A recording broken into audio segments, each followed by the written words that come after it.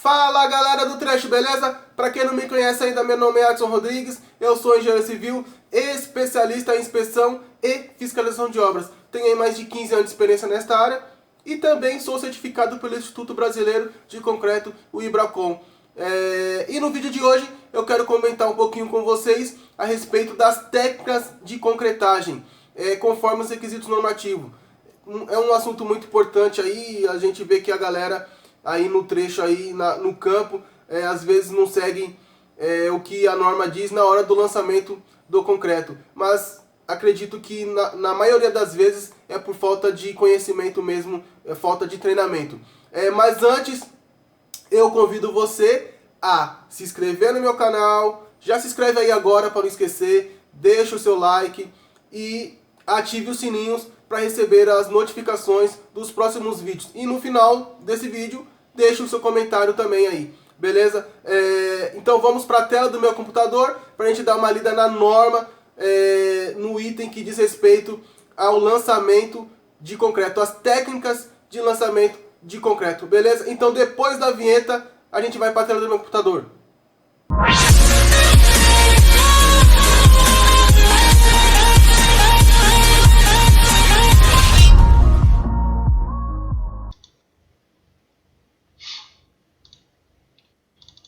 Então galera, já estamos aqui na tela do meu computador. Eu vou abrir aqui a pasta que tem as normas referentes à execução, inspeção e fiscalização de obras. Inclusive, quem quiser essa pasta, eu vou deixar na descrição do vídeo um link para poder baixar essa pasta gratuitamente, tá? Aqui tem todas as normas separadas aqui por categoria. Forma e escoramento, tem a norma aqui.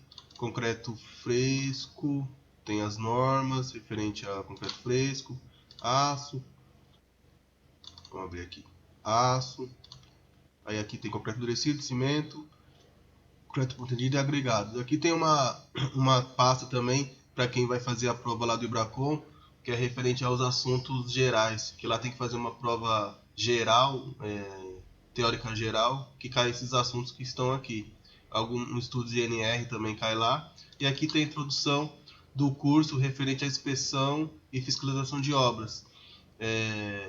Para quem quer um pouco mais de conhecimento aí e também quer obter a certificação lá pelo IBRACON, é bom fazer esse curso, porque esse curso foi feito em cima do que eles pedem lá no IBRACON, né? E também foi feito em cima do que você precisa saber aí para trabalhar na área. Não só como inspetor, nem fiscal, mas também de execução também. Se você trabalha na execução, aqui tem umas dicas conforme as normas, né, que você deve saber para executar também, né? Aqui tem o programa do IBRACON, PC09, programa de qualificação. Aqui está escrito tudo que você precisa saber para você poder pedir a sua prova lá de qualificação. Eu recomendo, tá, gente? Eu sou certificado aqui, qualificado pelo IBRACON. Isso ajuda muito aí na vida profissional, no seu conhecimento. Agrega muito valor aí profissionalmente, tá? Muito conhecimento mesmo. Porque, querendo ou não, você tem que estudar para poder fazer a prova. E quando você estuda, você obtém conhecimento, né? Quando você vai para o mercado, você está na frente aí de muitas pessoas, de muita gente, né? Então vamos voltar aqui. O tema de hoje é lançamento, né, de concreto, técnicas de lançamento. Então eu vou abrir aqui a norma 14.931, que ela é uma norma geral aí de execução de estrutura de concreto. E ela descreve aí várias etapas da construção, como forma, armação, inclusive o lançamento do concreto. Então vamos lá para o tópico que diz sobre o lançamento do concreto. Se eu não me engano é 9.5. Deixa eu olhar aqui. Aqui ela diz também sobre o plano de concretagem, mas é tema para outro vídeo. Quando vocês baixarem a norma, gente, e tiver alguma dúvida, baixarem todo o material lá, tiver dúvida, pode me chamar no WhatsApp aí. Vou deixar na descrição do vídeo. Opa, caiu aqui. Vou deixar na descrição do vídeo o site, como é que você faz para adquirir o curso lá também, inspeção, né? E se tiver alguma dúvida, só me chamar que eu tiro, beleza? Então vamos lá aqui, ó. O item é esse aqui, 9. Cadê? Aqui, ó. Lançamento 9.5, que fala sobre o lançamento do concreto. Aí tem geral aqui, generalidade. Vamos dar uma lida e a gente vai comentar. Antes da aplicação do concreto deve ser feita a remoção cuidadosa dos detritos, né? Então você vai concretar uma peça lá, você tem que limpar a forma, né? Tirar tudo que tem no fundo, né? Isso a gente até falou na aula sobre o vídeo de formas, né? De inspeção de forma, execução de forma. E a gente vê aí muito, a galera vai concretar somente bloco de fundação e vê lá os lama, né? Água suja e mete o concreto para dentro. Isso não é muito bom, né? Porque aquela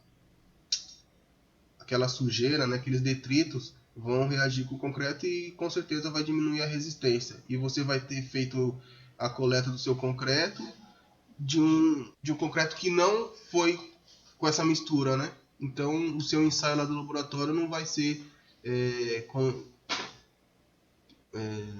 não vai representar aí a sua estrutura, porque a sua estrutura vai estar diferente, né? O concreto vai estar misturado com detritos, né? Então o concreto deve ser lançado e iniciado de modo que toda a estrutura, além dos componentes embutidos previsto, seja adequadamente envolvido na massa. Então a gente vai ver aqui como que faz o lançamento. Em nenhuma hipótese deve ser realizado o lançamento de concreto após o início de pega. Concreto contaminado e com solo e outros materiais não deve ser lançado na estrutura. Então, como a gente falou aqui, se tiver lama, solo na forma, você não pode lançar. Em hipótese alguma, você deve lançar o concreto vencido. Na nota, normalmente ele vem a validade do concreto, né? Normalmente é 2 horas e meia, 150 minutos. Passou disso, não deve ser usado. Isso é um tempo bem conservador, tá? Normalmente o concreto ele dura mais, demora mais para dar o início de pega. Mas para efeito, se você não tem o ensaio de início e fim de pega, tem que se considerar esse é um valor padrão aí de tempo que a gente considera 2 horas e meia, 150 minutos. Se você quer estender isso, você faz o ensaio, né, de início e fim de pega e verifica realmente quanto que aquele concreto, qual é o início e fim de pega daquele concreto. O concreto deve ser lançado o mais próximo possível da sua posição definitiva, evitando a incrustação de argamassa nas paredes das formas da armadura. Então, quanto mais próximo você lançar, né, se você está lançando com bomba, por exemplo, num bloco, você lança o mais próximo possível e vai subindo. Não lança não deve lançar longe, né, de uma altura muito grande, porque isso faz com que o concreto desagregue, né? Aí cria aquelas bicheiras, né, que a gente chama aí.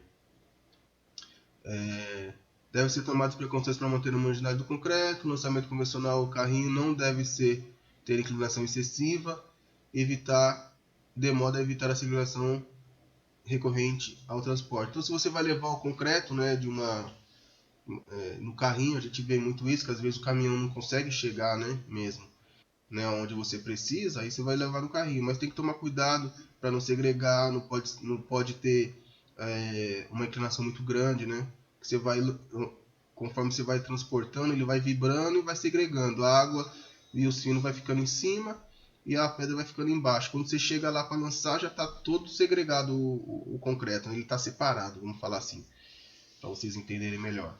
O concreto deve ser lançado com técnicas que eliminem e reduzam significativamente a segregação entre os componentes, observando-se maiores cuidados quanto maior for a altura de lançamento e a densidade do concreto, da armadura. Então, se você tiver uma armadura muito densa, o que é a densidade da armadura? Ela tem muita armação, muito fechadinho. Então, você tem que prever o concreto adequado para esse tipo de concretagem, né? Um concreto mais trabalhável, com slump alto. A brita que é o agregado graúdo, tem que ser num diâmetro que dá para passar entre os espaços da armação. Então, antes de verificar o concreto, de você pedir o seu concreto, você tem que verificar tudo isso, né? E tomar cuidado lá na hora do lançamento, né? Esse cuidado deve ser majorado quando a altura de queda livre ultrapassar a 2 metros. Tem um mito aí que a galera fala que não pode, né, você lançar o concreto com uma altura maior do que 2 metros. Não é que não pode, você pode, mas você tem que tomar cuidado, né? Então é preferível que você evite. Se você for fazer uma peça muito alta, faz uma janela no meio, né? Se ela ter 3 metros, por exemplo, você faz uma janela 1,5 m, coloca o seu mangote ali por dentro, enche, depois você tira, e depois enche o final. Ou joga ali, ou você faz a janela e joga ali de dentro já na bica, né? A bica direto na janela, mais fácil. E depois quando chegar na altura, você fecha e joga lá em cima. E assim sucessivamente, né? Aí seu concreto não vai ter altura de maior do que 2 metros. Esse cuidado deve ser tomado em toda parte. Recomendo-se o seguinte: emprego do concreto com de argamassa com consistência adequada, isso que a gente já falou. Lançamento inicial de argamassa com composição igual à da argamassa estrutural. Normalmente, quando a gente está fazendo com bomba, né, você tem que lubrificar o mangote. E a norma diz o seguinte, que aquela argamassa de lubrificação tem que ter a mesma resistência que o concreto estrutural, composição. Mas isso não é aplicado na obra, a gente sabe que não é. Então, como que faz? Joga lá o argamassa, mas joga essa argamassa fora. Essa argamassa de lubrificação, joga fora. Joga fora, joga ela fora da sua peça que vai ser concretada. Justamente porque não é uma argamassa que tem a mesma composição do concreto estrutural que você vai jogar ali. Né? O uso de dispositivo que conduz o concreto, minimizando. Isso aqui é aquelas calhas, né? A própria bica. Haver cuidado especial no deslocamento da armação, que a gente já falou. Né? Você tem que ficar esperto para ver se a armadura não vai deslocar, não vai reduzir ali um lado a espessura do cobrimento. A sombra deve ser preenchida em camadas de altura compatível com seu adensamento. A gente vai ver mais na frente. Cuidados especiais devem ser tomados até a concretagem correntes, tanto no laje, até nas concretagens correntes, tanto na laje inclinada quanto na laje plana, sempre conduzindo o concreto lançado contra o adensamento. Relação entre o lançamento e o adensamento. Aqui o plano de concretagem, está falando do plano de concretagem aqui. Eu não vou entrar nesse mérito, tá, gente, de plano de concretagem. Isso aí é tema para outro vídeo. Tá, lançamento submerso. Aqui o adensamento, um item muito importante, né? Durante e imediatamente após o lançamento, o concreto deve ser vibrado ou apiloado continuamente e energicamente com o equipamento adequado à sua consistência. Então, até para você verificar, para você fazer o adensamento, você tem que ver a consistência do concreto, que é o seu slump. Se for um concreto muito duro, vamos falar assim, você vai ter mais trabalho para adensar. Se for um concreto mais molinho, você vai ter menos trabalho. Mas de qualquer forma, você tem que verificar o equipamento adequado com o concreto que você vai estar lançando na sua estrutura. E prestando atenção que você não pode lançar demais, adensar demais. A gente vai ver aqui na frente, aqui, ó. Durante o adensamento deve ser tomado cuidados necessários para que não formem nichos, né? Que é aquelas bicheiras, o material segregado, quando você desforma fica mostrando as pedras, né? Deve evitar a vibração da armadura, para que não forme vazios ao seu redor, prejuízo na aderência. O que acontece? Às vezes você vai estar concretando uma viga, por exemplo, uma viga muito grande. Aí você começa a concretar um lado, aí você vem concretando, aí chega aqui, você coloca o vibrador quase no final ali, no meio, você encosta o vibrador na sua armação. Só que a armação ela está contínua, né? Eu vou fechar aqui para a gente poder conversar. O que acontece? Quando você está concretando uma viga, por exemplo, Se você... Deixa eu ajeitar aqui, tá até... Se você encostar o seu vibrador na armação, aquele lado que você já concretou, que às vezes o concreto já até iniciou o início de pega, ele vai vibrar, né? E aí vai descolar. A sua armadura vai descolar do concreto, que já está meio durinho. Descolou ali, a armação já perdeu toda a sua parte, né? Toda não, mas perdeu parte da sua efetividade, que é justamente a aderência, né? Se o concreto não está aderindo na armação, você perdeu aí grande parte da sua resistência projetada. Então tem que tomar cuidado, não encostar quando a gente fala aí no campo. Não encosta o vibrador na armação. Isso é prejudicial. E às vezes as pessoas acham que a gente está sendo chato, mas não é. É porque isso dá prejuízo para a resistência da peça. Então, evitar ao máximo a encostar o vibrador na armação. Beleza, vamos voltar aqui para o vídeo não ficar muito longo. Aqui, cuidados no adensamento com vibrador de imersão. Eu vou aqui logo direto aqui para... Aqui, ó.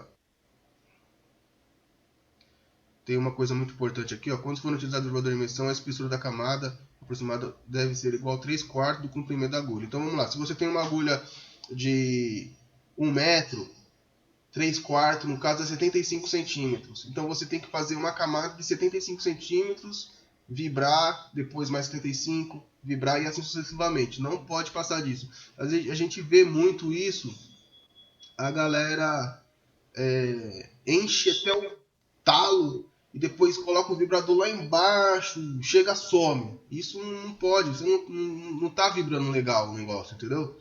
Então, vamos seguir aí o que está escrito na norma. Se a norma está falando isso, é porque foi testado, foi verificado, né? Não está aqui à toa. Né? Ao vibrar a camada, o vibrador deve penetrar cerca de 10 centímetros na camada anterior. E ainda aqui, ó, você tem que ver aqui que ainda ele tem que penetrar 10 centímetros na camada anterior. Então, se você faz a primeira camada de 75, a segunda camada já não dá para fazer 75, né? Tem que ser 65, porque tem que pegar 65 da camada nova e mais 10 da outra. Então você vai subir de 60 a 65 centímetros no caso de se tiver um vibrador com um comprimento de 1 metro. Beleza? Vamos ver aqui. O adensamento manual, a altura da camada do comprimento não deve ultrapassar 20 centímetros. Se você não está fazendo com o vibrador, está fazendo manualmente, 20 centímetros só de camada. O adensamento por meio de vibradores, é o que a gente falou aqui. Em todos os outros casos, a altura da camada não deve ser maior do que 50 centímetros. Tá, beleza. E isso por que não pode ser muito grande a camada?